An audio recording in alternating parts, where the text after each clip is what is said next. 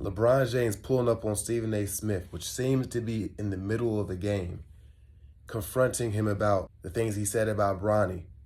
It's something I just didn't expect.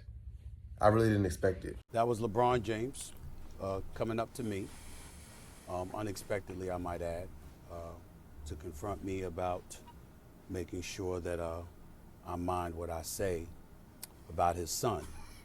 Can't repeat the words because they ain't suited for FCC airwaves. That's what he was doing. And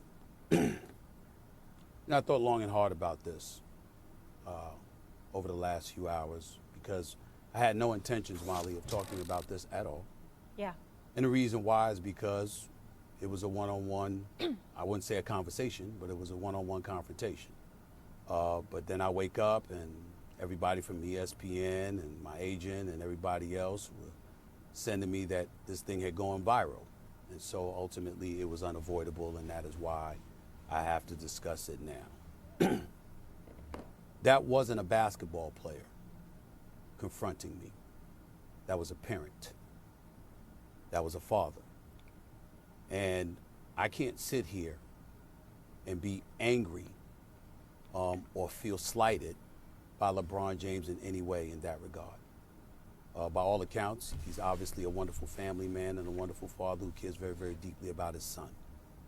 And based on some of the comments that he had heard, or shall I say, I think he thought he heard, he clearly took exception to some of the things that he heard me say, and he confronted me about it. For the record, his agent and friend, Rich Paul, has my number. Maverick Carter, who works under him, has my number. LeBron James knows how to get in contact with me if he wanted to. He never called, because had he called and wanted to talk to me, I would have accepted that call. Had he wanted to see me, I would have flown out and I would have seen him and I would have had a conversation man to man. Hey, that's that Birdman pull up on you, put some respect on his name type stuff. All these years, as much as I admire Stephen A. Smith for his high level of vernacular and his ability to put words together in such a poetic, very intellectual way, he be talking real reckless, bro, about people in the NBA and NFL. But let's stick with the NBA because that's his specialty. He be talking real reckless about them, as if he ever reached their level of success in playing basketball. Of course, you got Kwame Brown. Of course, you got different people. He gets paid to talk and just talk trash. I'm surprised it's the first time somebody done pulled up on him. He be talking so reckless out his mouth. You talk that recklessly about somebody, so disrespectfully about somebody, and you in the same industry and you actually cross paths with them all the time. That's like being a part of the same job, and everybody know you say what you say about them, and you see him at the job, and they don't never check you. They just walk right past you.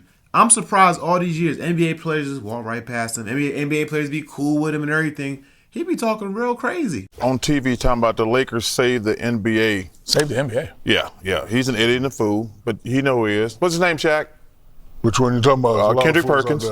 Oh. He said the Lakers, first of all, the Lakers have had a great 2 weeks. He said the Lakers saved the NBA season. That's because them fools on the other network, which we're going to be working for next year, that's all they talk about. Let me tell y'all something. Tell me something. And first of all, I want all the smoke. I don't whistle when I walk by the graveyard or anything like that. I don't whistle when I walk by the graveyard. That's right. I like that one. Man, I'm stealing that one. The Lakers are doing great. Got a long way to go. But the reason the season's been going great for the Cleveland Cavaliers and the Oklahoma City Thunder. Y'all just want to talk about the Warriors and the Lakers. They're both doing great. Don't get me wrong. If I turn out to be wrong, I got no problem with that. But y'all are idiots because y'all talk about the Lakers and the Warriors all the time. Y'all don't. The Cleveland Cavaliers have won 12 straight games. Hey, he sounded like his denture's about to fall out. Just look at how he's talking. He's a millionaire. He needs to put some more money into making sure them teeth don't fall out. It can happen to anybody. But he gotta, you know what I'm saying? Look how he's talking. Anyway. The Oklahoma City got the MVP, and they are on fire. Y'all are talking about who's in second place. That's the reason I get second place? He's talking like a granddad. You know how the granddad be having the dentures and they about to fall out, and you know about to fall out because it's just a matter of time. That's exactly how he's talking. It's just a matter of time when the granddad get up and say the speech he got to say, and you see, you know, his teeth getting lower and lower from where it was before, and his words sound more and more like he got a lisp. Y'all know what I'm talking about. That's how Charles Barkley sounded. Pissed. Hey, the Lakers are doing great. I don't mind being wrong. The Warriors are doing great. But that's because you fools on other networks, which we going to become fools next year. We'll be working on that network. But Oklahoma City and the Cavs been balling for 6 months. Y'all talking about teams that had two great weeks. Time out. I get what you're saying. You just went at the whole network. Because they talk about the same whole stuff. industry. Whole industry. They talk about the same stuff every single day. I would have to, but you know, there's is there some credit? Is there some credit to be handed out here? Yes. But don't say basketball's only watching now. First of all, between that and this lame-ass LeBron-Michael Jordan debate, which is lame. I've said for years, the only people talk about LeBron and Michael is people on television who got no talent to talk about anything else. I've been saying that for years. I ain't hanging on to the 90s. I've always said LeBron's great, Michael's great. But y'all talk about it all the time and then got LeBron out there posing, talking about he all mad about being the face of the league. But it makes me mad. The Oklahoma City and the Cleveland Cavaliers are the two best stories in the NBA this year. Congratulations to the Lakers and the Warriors. They've had 2 good weeks. The Cavs and OKC have had 6 great months. He actually makes a good point, though. He makes a great point. He might have a personal vendetta against the Lakers probably because Shaq played on that team. And Shaq always brags about how many championships he got, but he makes a good point. The networks, and what I don't really like Charles Barkley like that, but what I do like about him is that, I mean, he's risking his job. His job is being risked on the line right now. He's speaking crazy about the network. He's basically being authentic, and he's speaking what he really believes. You know, he could be wrong. I don't know. He could be right. I don't know. He could be wrong. All I know is that he don't care about the consequences. He literally talk about the network that he's actually about to be working for next year. And he talking crazy at him. Everybody was like, you talking about the boss like that? And he's like, yeah. So he might not have a job next year. I hope he does. Here's a few things I've learned at the age of 54 that I wish I learned a hell of a lot sooner. So for anyone younger than me, please pay attention. If he's intimidated by your goals or by your success, that's a him problem, not a you problem. Don't mistake comfort for happiness. You deserve more than just good enough. Stop forgiving the same mistake over and over. That's not unconditional love. That's enabling. Be willing to accept and date who he is today, not who you hope he will become, because you're not his mentor, his mother, or his miracle. Stop dating his potential. Leaving is not failure. It's proof that you finally realized your worth.